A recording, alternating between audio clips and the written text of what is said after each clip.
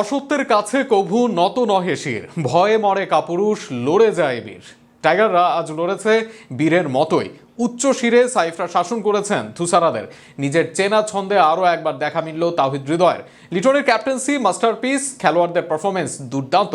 শ্রীলঙ্কাকে হারিয়ে দিয়ে বাংলা টাইগারদের জয় নিয়ে আরও শুনুন প্রতিবেদনে।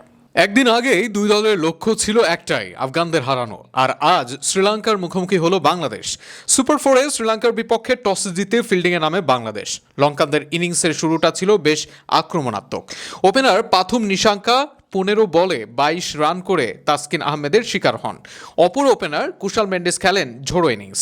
25 বলে করেন 34 রান, যেখানে ছিল একটি 4 ও 3টি ছক্কা। তাকে থামান মাহিদি। অন্যদিকে কামিল মিশারা 11 বলে 5 এবং কুশাল পেরেরা 16 বলে 16 রান করে ফেরেন। তবে ইনিংসের মাঝপথে দলকে এগিয়ে নেন দাসুন সানাকা।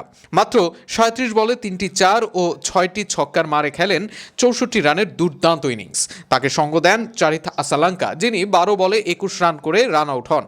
শেষ দিকে দ্রুত উইকেট হারালেও সানাকার অপরাজিত ইনিংসে ভর করে লঙ্কানরা 20 ওভারে সংগ্রহ দাঁড় করায় 168 রান। তাসকিন শরীফুলরা খারাপ করলেও দুর্দান্ত ছিলেন মুস্তাফিজুর রহমান।